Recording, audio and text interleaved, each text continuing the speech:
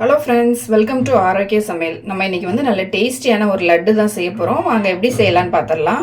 Mixing பவுல்னு எடுத்துக்கலாம். இதில் பார்த்தீங்கன்னா நான் 1 கப் அளவுக்கு வந்து ரவை எடுத்திருக்கேன். இதை வந்து நம்ம இதில் போட்டுக்கலாம். ரவை எடுத்து அதே கப்பில் 1 கப் அளவுக்கு வந்து பால் வந்து எடுத்திருக்கேன். இது வந்து நான் வந்து நல்லா காய்ச்சிட்டு மிதமான சூட்டில் எடுத்திருக்கேன். இதை வந்து நம்ம இது கூட ஊற்றிட்டு நல்லா மிக்ஸ் பண்ணி விட்டுடலாம். 1 கப் ரவைக்கு வந்து 1 கப் பால் சேர்த்துருக்கேன். இதை வந்து நம்ம 10 நிமிஷம் ஊற வைக்க போகிறோம். இந்த ரவை வந்து நல்லா ஊறணும். அதுக்கப்புறமா வந்து நமக்கு திக்காயிடும். அதுக்கப்புறம் நம்ம கொஞ்சமாக தண்ணி சேர்த்துட்டு இதை மிக்ஸ் பண்ணிக்கலாம். இப்போ வந்து பால் ஊற்றி இதை வந்து நல்லா மிக்ஸ் பண்ணியாச்சு. இது வந்து ஒரு 10 நிமிஷம் நம்ம வந்து க்ளோஸ் பண்ணி வச்சிடலாம். ரவை வந்து நல்லா ஊறட்டும். ரவை வந்து ஊறதுக்குள்ளே நம்ம வந்து சர்க்கரை வந்து பொடி பண்ணிக்கலாம்.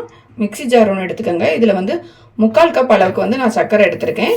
நம்ம 1 கப் ரவை சேர்த்தோம், அதனால் 3/4 கப் அளவுக்கு வந்து சர்க்கரை எடுத்திருக்கேன். எல்லாமே பார்த்தீங்கன்னா நான் வந்து ஒரே கப் அளவு தான் எடுத்திருக்கேன். இந்த சர்க்கரை கூடவே வந்து ஒரு 3 ஏலக்காய் எடுத்திருக்கேன். இதையும் நம்ம இது கூட போட்டுட்டு நல்லா பவுடர் பண்ணி எடுத்துடலாம். சர்க்கரையும் ஏலக்காவும் போட்டு நல்லா பவுடர் பண்ணி எடுத்தாச்சு. இதை வந்து நம்ம இப்போ எடுத்து வச்சிடலாம். ரவையில் வந்து நம்ம பால் சேர்த்து மிக்ஸ் பண்ணி வச்சு ஒரு 10 நிமிஷம் இருக்கும். நம்ம ரவையில் வந்து பால் வந்து அதிகமாகவே தான் சேர்த்துருந்தோம். ஆனால் பார்த்தீங்கன்னா இப்போ நல்லா வந்து ரவை ஊறிடுச்சு, திக்காவும் ஆயிடுச்சு. நம்ம இதில் வந்து கொஞ்சமாக தண்ணி சேர்த்துக்கலாம். அதிகமாக தண்ணி சேர்க்க வேண்டாம். ஒரு 1/4 கரண்டி அளவுக்கு தண்ணி சேர்த்தா போதும். சேர்த்துட்டு எல்லாத்தையும் நல்லா மிக்ஸ் பண்ணிக்கலாம். இந்த அளவுக்கு வந்து தண்ணியாக இருந்த போதும், அதிகமாக தண்ணி சேர்க்காண்டாம். ஸ்டவ் ஆன் பண்ணிவிட்டு ஒரு பேன் வச்சு சூடு பண்ணிக்கோங்க. நான் இதில் வந்து கொஞ்சமாக ஆயில் வந்து தடவி வச்சுருக்கேன். இப்போ நம்ம ரெடி பண்ணி வச்சுருந்த ரவையை வந்து சின்னதாக இதில் தோசை மாதிரி ஊற்றிக்கலாம். ஸ்டவ்வை வந்து மீடியமான ஃப்ளேமில் வச்சுட்டு ஊற்றிக்கலாம். கொஞ்சம் திக்காகவே ஊற்றிக்கலாம். இதை சுற்றி கொஞ்சமாக நெய் போட்டுக்கலாம்.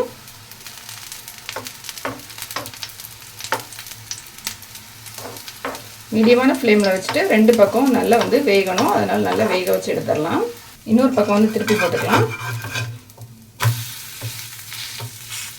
நல்லா பார்த்தீங்கன்னா 2 பக்கம் நல்லா வந்து வெந்துடுச்சு. இது வந்து லைட்டாக முருகலாக தான் இருக்கணும். அதனால் முருகலாகவும் நல்லா வந்து மீடியமான ஃப்ளேமில் வச்சு நல்லா வேக வச்சும் எடுத்தாச்சு. இப்போ நம்ம வந்து இதை ஒரு பிளேட்டில் மாற்றிக்கலாம். இதே மாதிரி நம்ம மீதி இருக்க மாவை ரெடி பண்ணி எடுத்துடலாம். ரவை வந்து நம்ம தோசை மாதிரி சுட்டு எடுத்துட்டோம். இது வந்து நல்லா ஆறிடுச்சு. இப்போ நம்ம வந்து இதை சின்ன சின்ன பீஸாக வந்து கட் பண்ணி எடுத்துக்கலாம். இந்த மாதிரி சின்ன சின்ன பீஸாக வந்து கட் பண்ணி போட்டுக்கோங்க. இது வந்து வேக வைக்கும்போது நல்லா வந்து மீடியமான ஃப்ளேமில் வச்சுட்டு நல்லா வேக வச்சுக்கணும். அதே மாதிரி லைட்டாக வந்து கிறிஸ்பியாகவும் இருக்கும். அப்போ தான் வந்து நம்ம வந்து இது பண்ணுறதுக்கு ஈஸியாக இருக்கும். எல்லாத்தையுமே வந்து சின்ன சின்ன பீஸாக கட் பண்ணி எடுத்தாச்சு. இதை வந்து நம்ம இப்போ மிக்ஸி ஜாரில் போட்டு அரைக்க போகிறோம். அதனால் மிக்ஸி ஜார் எடுத்துக்கலாம். சர்க்கரை பவுடர் பண்ண அதே ஜார் தான் எடுத்திருக்கேன். இதில் வந்து நம்ம கட் பண்ணி வச்சுருந்த எல்லாத்தையும் இதில் போட்டுக்கலாம்.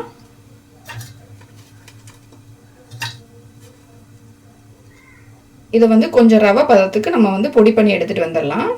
நான் இப்போ வந்து ரவை பதத்துக்கு அரைச்சிட்டு வந்துட்டேன். நம்ம வந்து வேக வைக்கும்போது நல்லா வெந்திருந்தால் தான் நமக்கு வந்து இந்த மாதிரி அரைக்க முடியும். ஸ்டவ் ஆன் பண்ணிவிட்டு ஒரு கடாய் வச்சுக்கலாம். இதில் வந்து 1 ஸ்பூன் அளவுக்கு நெய் எடுத்திருக்கேன். இதை வந்து நம்ம இதில் போட்டுடலாம்.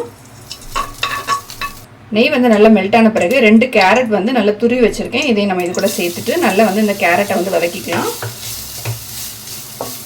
கேரட்டும் நெய்யில் வந்து நல்லா வதங்கிடுச்சு. நம்ம இப்போ அரைச்சி வச்சுருந்த ரவையை வந்து இது கூட சேர்த்துக்கலாம். ஸ்டவ்வை வந்து மீடியமான ஃப்ளேமில் வச்சுட்டு சேர்த்துக்கலாம். சேர்த்துட்டு எல்லாத்தையும் வந்து ஒரு 2 நிமிஷம் நல்லா வந்து மிக்ஸ் பண்ணி விட்டுடலாம். ரவை வந்து ஏற்கனவே நம்ம வந்து நல்லா வேக வச்சு தான் எடுத்துருக்கோம். அதனால் வந்து ரொம்ப நேரம் வந்து குக் ஆக வேண்டாம். ஒரு 2 நிமிஷம் எல்லாத்தையும் நல்லா மிக்ஸ் பண்ணிவிட்டு அப்புறமா நம்ம ஸ்டவ் ஆஃப் பண்ணிக்கலாம். இது வந்து கொஞ்சம் ஆறட்டும். நம்ம கையில் வந்து சூடு பொறுக்கிற அளவுக்கு தான் வேணும். அது வரைக்கும் கொஞ்சம் ஆற வச்சுக்கலாம். லைட்டாக வந்து ஆறிடுச்சு. இப்போ பார்த்தீங்கன்னா கை பொறுக்கிற அளவுக்கு தான் சூடு இருக்குது. இதில் வந்து நம்ம சர்க்கரையும் ஏலக்காவும் பவுடர் பண்ணி வச்சுருந்த பவுடர் வந்து இது கூட சேர்த்துக்கலாம். லைட் சூடாக இருக்கும்போதே நம்ம வந்து சேர்த்து மிக்ஸ் பண்ணிக்கலாம். அப்போ தான் வந்து அந்த ஹீட்டில் வந்து இந்த சர்க்கரை லைட்டாக மெல்ட் ஆகி நமக்கு வந்து லட்டு பிடிக்கிறதுக்கு ஈஸியாக இருக்கும். இப்போ எல்லாத்தையும் மிக்ஸ் பண்ணிடலாம். இந்த ஹீட்டில் வந்து சர்க்கரை லைட்டாக மெல்ட் ஆகுது. மிக்ஸ் பண்ணும்போதே தெரியும். நம்ம ஏலக்காயெலாம் சேர்த்துருக்கிறதுனால வாசனையும் நல்லா சூப்பராக இருக்குது. இப்போ பார்த்தீங்கன்னா லைட்டாக ஈரம் வர ஆரம்பிச்சிருச்சு. சர்க்கரை போட்டு நல்லா மிக்ஸ் பண்ணிவிட்டேன். இப்போ நம்ம லட்டு ரெடி பண்ணிடலாம்.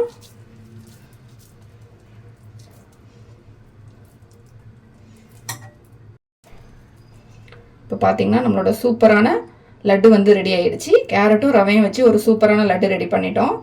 மீதி இருக்கிறதே நம்ம இதே மாதிரி ரெடி பண்ணி எடுத்துக்கலாம். நம்மளோட லட்டு வந்து ரெடி ஆயிடுச்சு. கேரட்டும் ரவையும் மட்டும் இருந்தால் போதும், நல்ல டேஸ்டியான லட்டு வந்து ரெடி பண்ணிடலாம். இந்த வீடியோ பிடிச்சிருந்தா லைக் பண்ணுங்கள், ஷேர் பண்ணுங்கள், மறக்காமல் என்னோட சேனலை சப்ஸ்கிரைப் பண்ணுங்கள்.